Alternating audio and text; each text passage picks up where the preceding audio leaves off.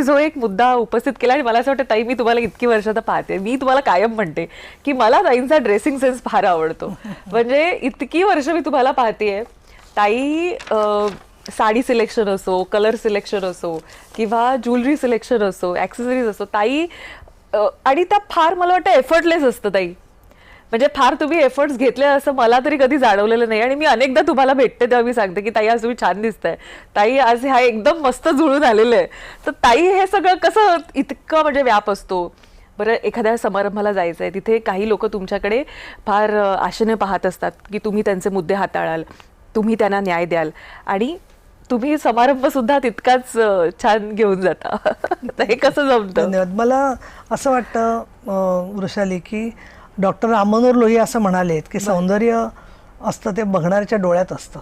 त्यामुळे तू त्या नजरेने माझ्याकडे बघतेस, चांगल्या नजरेने, त्यामुळे मी माझ्याबद्दल चांगलं बोलतेस. मला एखादा माणूस असाही भेटतो की ते म्हणतात काय हो त्यांना काही सेन्सच नाही. आता मला याच्यावरती काय बोलायचं कळत नाही. याचं कारण असं की कोणाला मी सगळ्या जगाला खुश करू शकत नाही, परंतु आपल्या स्वतःला प्रसन्न वाटलं पाहिजे. दुसरं महत्त्वाचं म्हणजे आपण अशी आपली वेशभूषा आणि केशभूषा प्रसंगानुसार असावी. आपण कुठे चाललो याचं भान पाहिजे. आपण आज ग्रामीण भागात मजुरांना भेटणं याच्यासाठी म्हणजे खूप अगदी नाटकासारखं करू नये की नाहीतर मग एकदम अशी साडी आणि मंगळसूत्र की असं करून जायचं वेशभूषा की जणू काही त्यांच्यातलंच वाटावं. त्यांना माहिती आहे तुम्ही त्यांच्यापेक्षा वेगळे आहात, पण अशा वेळेला त्यांच्याशी संवाद आपल्याला साधता येईल अशा प्रकारची आपली वाटलं पाहिजे, केशभूषा असली पाहिजे. पण हे मी सांगेन की आपण काय कपडे घालतो याच्यापेक्षा आहे ना, आपण लोकांशी किती नम्रतेने बोलतो, त्यांचं किती ऐकून घेतो, याच्यानंतर लोक हळूहळू तुमच्याशी मोकळे होतात, बोलायला लागतात. आणि माझी बहीण झेलम ही माझी ॲडवायझर, म्हणजे ती बाहेरगावी कुठे गेली वगैरे तर साड्या घेऊन येते. तसं मी पण साड्या सगळ्या स्वतःच ठरवते. मला खूप लोक विचारतात की तुमची काही वॉर्डरोब मॅनेजर आहे का, खास काही दुकानदार किंवा कोणी काय आहे का. असं काही नाही आहे. तो माणूस खादी म्हणजे या सगळ्या कलाक्षेत्र म्हणून दुकाने, ते लोक सगळे एकत्र साड्या करतात विणकरांच्या, बुनकरांच्या, आणि ते साड्या आणून देतात. तर त्या आम्ही विकत घेतो. आणि कुठे बाहेरगावी गेलो, कुठे ओरिसाला गेलो किंवा बंगलोरला गेलो किंवा तिथे केलेल्या काही साड्या असतील तर त्या घेतो.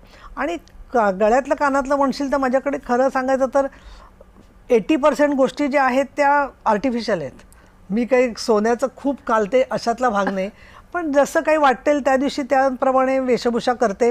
आणि दुसरं मी सांगू का तुला की आपल्याला स्वतःला बघण्याबरोबर कोणी जेव्हा आपलं कौतुक करतं त्यावेळेला खूप मनाला समाधान वाटतं. कारण एका याच्यासाठी वाटतं की त्यांना पु ल देशपांडेंनी लिहून ठेवले की आम्ही बघितल्यावरती असं प्रचंड दुःखाचा डोंगर समोरच्या माणसावरती कोसळावा असं आपण वागू नये. आणि कुठेतरी 4 लोक आपल्याला भेटतात तर त्यांनी आनंदात जावं, ही आपली पण वृत्ती आनंदी असली पाहिजे. आपण गंभीर प्रश्नावर काम केलं याचा अर्थ आपण नकारात्मक वागावं, प्रत्येकाला दुखवावं किंवा प्रत्येकाच्या संदर्भामध्ये खोटं बोलावं अशी गरज नाही आहे काही, किंवा खोटी प्रशंसा करायची गरज नाही आहे. पण बऱ्याच वेळेला ह्या सगळ्या कामांच्या मध्ये महिला, ज्या सामान्य महिला मला आठवते की त्या अशा अंगाला हात लावून बघतात. बरं, असं ते म्हणतात की म्हणजे त्यांना असं वाटतं की आपली त्वचा त्यांच्यापेक्षा वेगळी आहे, कारण ती आपल्याच वयाची असणारी बाई खूप जास्त थकलेली दिसत असते किंवा जास्त कष्टाने रापलेली असते. आणि अशा वेळेला ती येऊन भेटतो, आपण बोलतो, तर त्यांचंही बघत असतात त्या छोट्या छोट्या गोष्टी, काय घालतो काय करतो.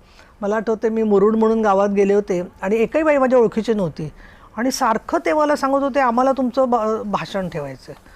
गेले 500-600 बायका होत्या. मग मी शेवटी बोलले वगैरे आणि मग त्यांना विचारलं तुम्ही मला काय म्हणजे कशासाठी बोलावले. तेव्हा त्यांनी मला सांगितलं आम्हाला तुम्हाला बघायचं होतं.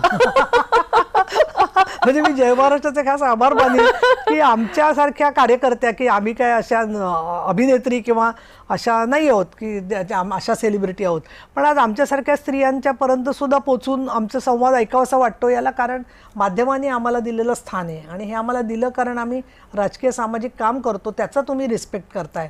आणि त्यामुळे ते सुद्धा आपलं स्थान जे आहे ते नम्रतेने स्वीकारणं आणि लोकांशी बोलत राहणं. काही वर्षांपूर्वी स्त्रिया ज्या प्रकारे राहत होत्या त्याच्यापेक्षा आज स्त्रिया बदललेल्या आहेत.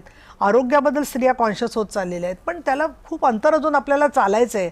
पण त्याच्यासाठी फक्त बाह्य रूपाबरोबर आंतरिक रूप किंवा स्वभाव, एकमेकीबद्दल चांगलं बोलणं खरंय, हे फार आवश्यक आहे. महिलांमध्ये म्हणजे मी सगळ्या सभांमध्ये सांगते की व्रत एक करा की दुसऱ्या महिलेने एका महिलेबद्दल तर रोज चांगलं बोला.